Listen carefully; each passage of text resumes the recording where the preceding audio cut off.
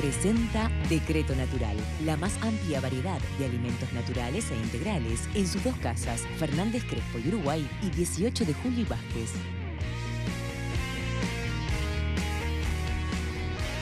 Bueno, estábamos con los dos politólogos, Schiachetti y Busquet. Con respecto al voto antisistema, Daniel, que tú decías que cómo se puede expresar, en cualquier hipótesis es significativamente menor a lo que vemos en otros países, tanto del continente como de Europa, por lo menos, donde los partidos con discursos contrarios al sistema han tenido realmente una expresión electoral muy marcada, ¿no? No sé si el discurso de Bolsonaro se puede inscribir dentro del antisistema, pero en el caso en España, en Francia, en Grecia, en Italia, en Alemania... En Andalucía. Bueno, en Andalucía, con Vox. Si el discurso más por fuera del sistema está cosechando mucha adhesión. Sí, yo creo que el caso uruguayo tiene primero una diferencia estructural, que es que el sistema de partidos uruguayo es un sistema más firmemente asentado en sus vínculos con la ciudadanía que algunos otros, incluso europeos, digamos, que el resto de los latinoamericanos, claro, por supuesto, claro. Pero además que de varios países europeos, podemos incluir Francia, podemos, yo qué sé, claro. No sé, tal vez salvo los nórdicos. Sí. Bueno, que España sin duda. Y además también, yo creo que en Uruguay, justamente, en parte por esto, pero también por razones coyunturales, la oposición tradicional mantiene expectativas ciudadanas muy importantes. Que justamente lo que ha pasado en estos países es que, pensado solo en términos de gobierno-oposición, cuando la gente no quiere votar al gobierno, vota a la oposición, y cuando le disgusta la oposición que votó y ganó en la anterior, se acuerda de que tampoco le gustaba el otro gobierno y entonces dice, no me gusta ninguno. En Uruguay, coyunturalmente, claro, los partidos tradicionales han tenido 15 años para renovarse, para mostrarse como una alternativa, para hacer propuestas que sintonizan con lo que la gente valora negativamente del gobierno, como el tema de la seguridad, por ejemplo. Y si de repente Novik había agarrado ese tema, bueno, de hecho agarró ese tema y muestra como mucho interés en el asunto, resulta que Larrañaga dentro del Partido Nacional lo hace con mucho más éxito, aparentemente, o con un vínculo entre ese discurso y ese tema y su apoyo electoral mucho más fuerte. La otra hipótesis es un triunfo del Frente Amplio en minoría, obligado ahora, en lo que sería, en esa hipótesis, su cuarto gobierno, obligado a acordar con partidos de la oposición las leyes fundamentales que quiera votar. ¿Puede o no? A ver, yo creo que la línea del 40% es como dos mundos distintos. Si está por encima de los 40 diputados, está en una situación en la cual podría formar un gobierno en minoría, o sea, con un gabinete de frente amplistas, y negociar paquetes legislativos. Ley a ley o paquetes, claro. Eso hizo Sanguinetti, tenía 42 diputados en 1985, la mayoría de las leyes las sacó con votos del Partido Nacional, algunas con votos del Frente Amplio, pero en cierto modo esa era una modalidad que funciona. Es muy costosa porque lleva tiempo, hay que tener buenos negociadores. La otra opción es que esté más arriba, más cerca de la mayoría, y bueno, ahí sería ya conquistar individuos, ¿no? Claro, no arreglar con grupos, sino tratar de conseguir uno o dos, y eso es perfectamente factible. Yo creo que el año que el Frente Amplio estuvo sin mayoría en la Cámara de Diputados, que es un año que va de septiembre del 2012, perdón, estoy confundido, septiembre del 2016 hasta septiembre del 2017,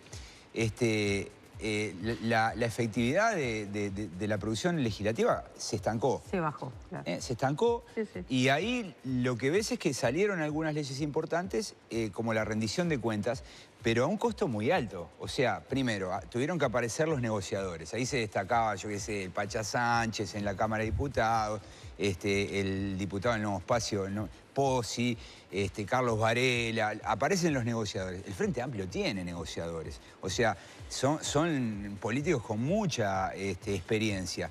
Eso los va a usar en el próximo periodo, los recursos los tiene, eso es lo que quiero decir. Ahora, es costoso. pasar esa rendición de cuentas supuso desglosar más de 30 artículos que quedaron como proyectos de ley independientes y luego fueron saliendo. Pero negociar supone asumir como supuesto de que, bueno, de que voy a perder una parte de lo que yo quiero hacer.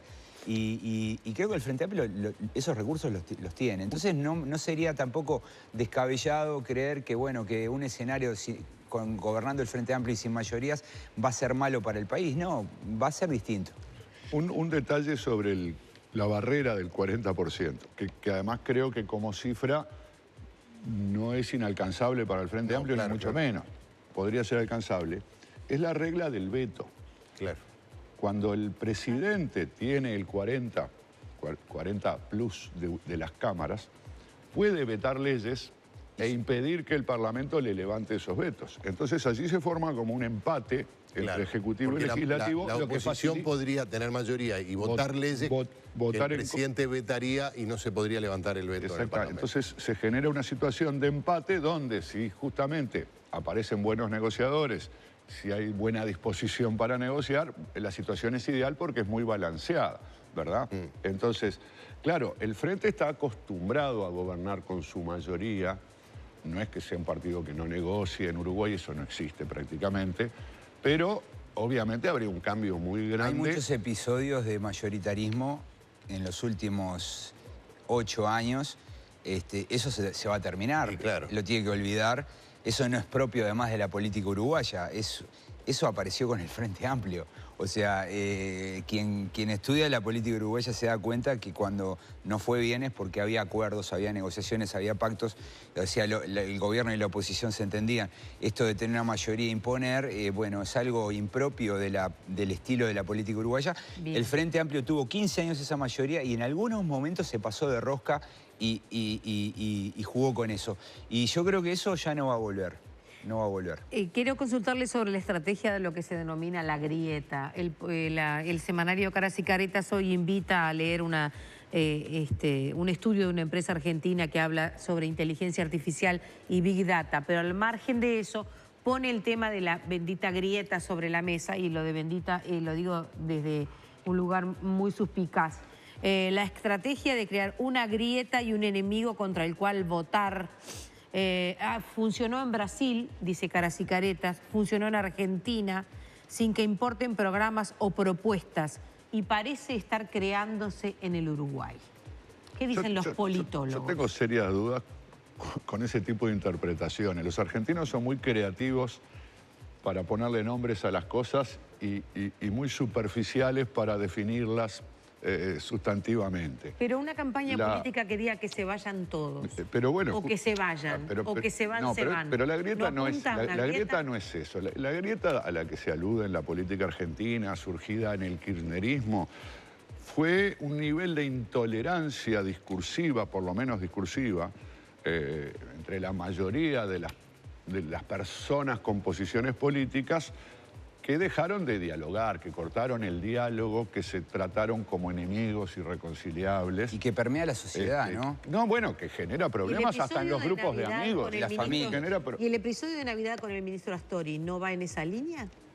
Bueno, no, pero estos son casos aislados.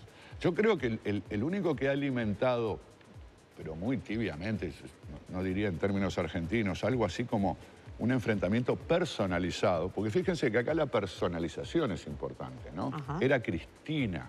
Digo, podía ser el kirchnerismo, podía ser la Cámpora, pero era Cristina. Y luego Macri. Es tal vez Novik, pero hablando de Mujica.